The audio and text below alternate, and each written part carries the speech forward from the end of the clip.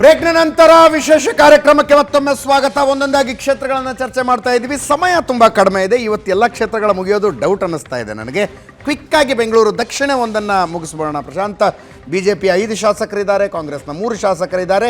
BJP 6 ಕ್ಷೇತ್ರಗಳಲ್ಲಿ lead ಪಡೆದಿದೆ, ಕಾಂಗ್ರೆಸ್ 2 ಕ್ಷೇತ್ರಗಳಲ್ಲಿ ಲೀಡ್ ಪಡೆದಿದೆ.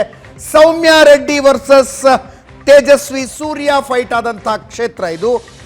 ಇಲ್ಲಿ ತೇಜಸ್ವಿ ಸೂರ್ಯ 2,77,083 ಮತಗಳ ಅಂತರದಿಂದ ಗೆದ್ದಿದ್ದಾರೆ. ಕಳೆದ ಸಲ 3,31,192 ಮತಗಳ ಅಂತರದ ಗೆಲುವಾಗಿತ್ತು. BK ಹರಿಪ್ರಸಾದ್ ತೇಜಸ್ವಿ ಸೂರ್ಯ ವಿರುದ್ಧ ಸ್ಪರ್ಧಿಸಿದ್ದಾಗ ಗೆಲುವಿನ ಅಂತರ 3,31,000 ಆಗಿತ್ತು. ಈ ಸಲ ಸೌಮ್ಯ ರೆಡ್ಡಿ ಸ್ಪರ್ಧಿಸಿರುವಾಗ ಆ ಅಂತರ 2,77,000 ಇಳಿದಿದೆ. ಅಂದರೆ ಒಳ್ಳೆ ಮಾರ್ಜಿನಿನ ಗೆಲುವು. ಗೋವಿಂದರಾಜನಗರ ಪ್ರಿಯಾ ಕೃಷ್ಣರ ಕ್ಷೇತ್ರದಲ್ಲಿ ತೇಜಸ್ವಿ ಸೂರ್ಯಗೆ 48,000 ಲೀಡ್ ಸಿಕ್ಕಿದೆ. ಎಂ ಕೃಷ್ಣಪ್ಪನವರ ಕ್ಷೇತ್ರದಲ್ಲಿ ತಂದೆ ಮಗ ಇಬ್ರು, ವಿಜಯನಗರ ಗೋವಿಂದರಾಜನಗರ. ಕೃಷ್ಣಪ್ಪನವರ ಕ್ಷೇತ್ರ ಕಾಂಗ್ರೆಸ್ ಶಾಸಕರ ಕ್ಷೇತ್ರದಲ್ಲಿ 32,540 ಮತಗಳ ಲೀಡ್ ಸಿಕ್ಕಿದೆ BJPಗೆ. ಚಿಕ್ಕಪೇಟೆ ಉದಯ್ ಗರುಡಾಚಾರ್ ಕ್ಷೇತ್ರದಲ್ಲಿ 1,471 ಮತಗಳ ಲೀಡು ಕಾಂಗ್ರೆಸ್ಸಿಗೆ. ಬಸವನಗುಡಿ ರವಿ ಸುಬ್ರಹ್ಮಣ್ಯ ತೇಜಸ್ವಿ ಸೂರ್ಯ ಚಿಕ್ಕಪ್ಪನ ಕ್ಷೇತ್ರದಲ್ಲಿ 82,000 ಲೀಡ್ ಸಿಕ್ಕಿದೆ BJPಗೆ. 82,103 ಮತಗಳ ಲೀಡು. ಪದ್ಮನಾಭನಗರ ಆರ್ ಅಶೋಕ್ ಕ್ಷೇತ್ರದಲ್ಲಿ 52,808 ಮತಗಳ ಲೀಡು ತೇಜಸ್ವಿ ಸೂರ್ಯಗೆ. BTM ಲೇಔಟ್ ರಾಮಲಿಂಗಾರೆಡ್ಡಿ ಅವರ ಮಗಳೇ ಕಾಂಗ್ರೆಸ್ ಕ್ಯಾಂಡಿಡೇಟ್ ಆಗಿದ್ರು. ರಾಮಲಿಂಗಾರೆಡ್ಡಿ ಸಾರಿಗೆ ಸಚಿವರು. ಅವರ ಕ್ಷೇತ್ರದಲ್ಲಿ 9,349 ಲೀಡು BJP. ರಾಮಲಿಂಗಾರೆಡ್ಡಿ ಅವರ ಕ್ಷೇತ್ರದಲ್ಲಿ. ಜಯನಗರ CK ರಾಮಮೂರ್ತಿ BJP ಶಾಸಕರು. ಕಾಂಗ್ರೆಸ್ಸಿಗೆ ಲೀಡ್ ಇಲ್ಲಿ 2,875 ಕಾಂಗ್ರೆಸ್ಸಿಗೆ ಲೀಡ್. ಕಳೆದ ಸಲ ರಾಮಮೂರ್ತಿ ಅವರು ಗೆದ್ದಿದ್ದೇ ಕೂದಲೆಳೆ ಅಂತರದಲ್ಲಿ ಸೌಮ್ಯ ರೆಡ್ಡಿ ವಿರುದ್ಧ. ಬೊಮ್ಮನಹಳ್ಳಿ ಸತೀಶ್ ರೆಡ್ಡಿ BJP ಶಾಸಕರು 54,127 ಮತಗಳ ಲೀಡ್ ಕೊಟ್ಟಿದ್ದಾರೆ BJPಗೆ.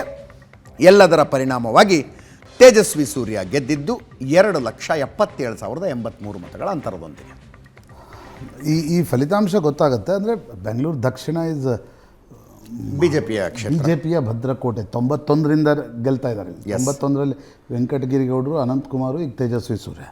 ಕೃಷ್ಣಪ್ಪ ಮತ್ತು ಪ್ರಿಯಾ ಕೃಷ್ಣ ಅವ್ರ ಕ್ಷೇತ್ರದಲ್ಲಿ ಭರ್ಜರಿ ಲೀಡ್ ತೇಜಸ್ವಿ ಸೂರ್ಯಕ್ಕೆ ಸಿಕ್ಕಿದೆ.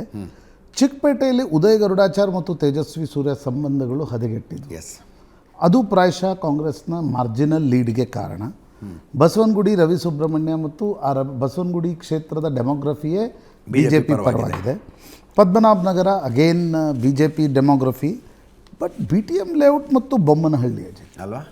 ಅಂದರೆ ರೆಡ್ಡಿ, ಈಗ ನಾನು ಹೇಳ್ತೀನಿ, ಕೆಲವೊಂದು ಸಲ ನಿಮ್ಗೆ ಓಟ್ ಬಂದಾಗ ಗೊತ್ತಾಗತ್ತೆ. ತುಂಬ ಜನ ಬಂದು ಹೇಳ್ತಾ ಇದ್ರು, ನಾನು ಅಮಿತ್ ಶಾ ಅವರ ರೋಡ್ ಶೋಗೆ ಹೋಗಿದ್ದೆ ಇಲ್ಲಿ ಬೊಮ್ಮನಹಳ್ಳಿಗೆ. ಸತೀಶ್ ರೆಡ್ಡಿ ರಾಮಲಿಂಗಾರೆಡ್ಡಿ ಪರವಾಗಿರ್ತಾರೆ ಅಂತ. ಲೀಡ್ ನೋಡಿ 54,127.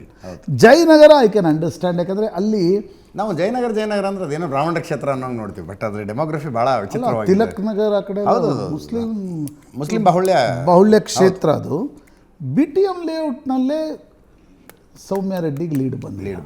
ನನಗನ್ಸುತ್ತೆ ಅಜಿತ್, ಬೆಂಗಳೂರು ದಕ್ಷಿಣದಲ್ಲಿ ಅತಿ ಹೆಚ್ಚು ಫೈಟ್ ನೀಡುವ ಒಂದು ಸಾಮರ್ಥ್ಯ ರಾಮಲಿಂಗಾರೆಡ್ಡಿ ಅವ್ರಿಗಿತ್ತೆ ಇದೆ. ಅವರೇ ಇಷ್ಟು ದೊಡ್ಡ ಮತಗಳ ಅಂತರದಿಂದ ಅವರ ಪುತ್ರಿ ಸೋಲನ್ನಪ್ಪಿದ್ದಾರೆ.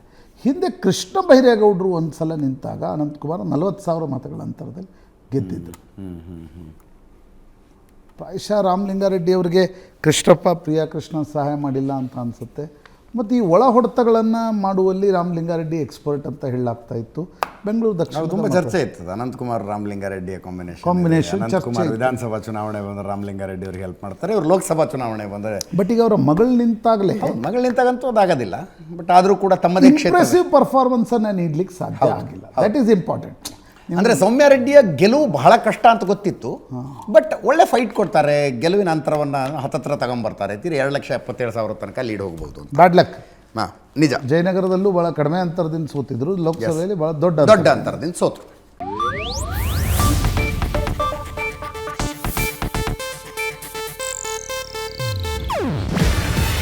ಇದು ಏಷ್ಯಾನೆಟ್ ನ್ಯೂಸ್ ನೆಟ್ವರ್ಕ್ ಪ್ರಸ್ತುತಿ. ನೀವು ನೋಡ್ತಿದ್ದೀರಾ ಏಷ್ಯಾನೆಟ್ ಸುವರ್ಣ ನ್ಯೂಸ್.